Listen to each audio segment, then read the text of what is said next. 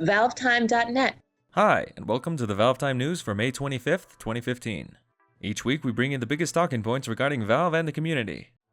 As we mentioned on last week's episode, the coming few days will see the release of the recently announced Portal Pinball, a pinball title developed by Zen Studios in collaboration with Valve. While we've previously seen little snippets of gameplay from the likes of Polygon, this past week gave us an even better look at the game via the first official trailer shown here. We're sure it's a surprise to no one that a third-party spin-off game such as this appears to feature almost exclusively reused dialogue and sound effects, but we're totally okay with that since the gameplay looks fast, fun, and pretty much everything else you would expect from a game with Portal and Pinball in the title. The game is still planned for release on Steam on Wednesday the 27th of May 2015, when you'll be able to download it for the low price of, well, nobody knows because you can't actually pre-order it yet. Well, click the annotation link on screen now to check out the trailer for yourself. Those interested in Dota 2 and its ever-changing game balance were probably pretty happy this past week, as Monday the 18th saw Valve release the 6.84C patch. The patch, which acts as a smaller-scale retooling of the 6.84 patch released last month, introduces multiple small changes to various mechanics and heroes.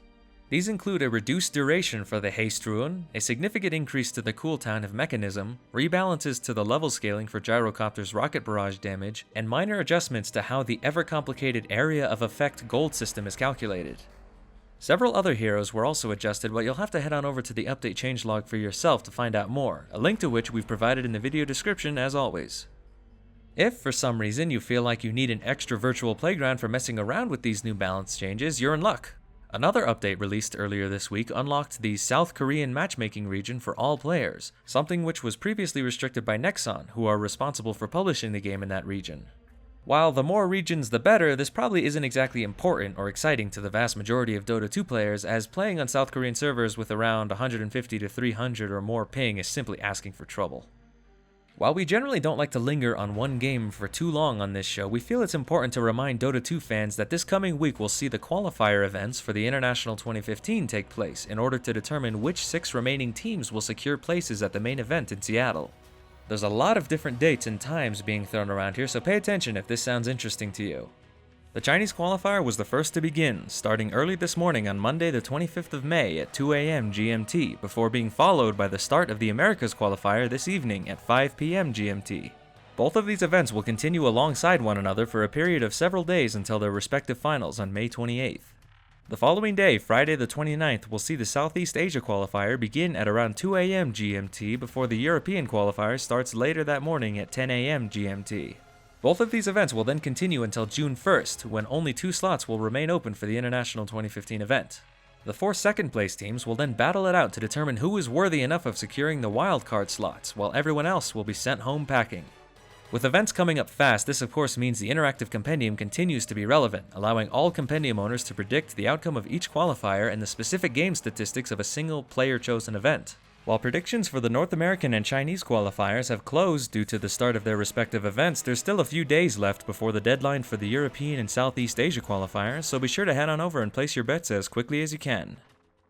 As with most major Dota 2 tournaments, all events will be covered in full over on Twitch TV, with around 35 of the community's best-known personalities setting up the TI5 Qualifier Hub, a spiritual successor to the extremely popular and stupidly entertaining EU and NA hubs of last year's event.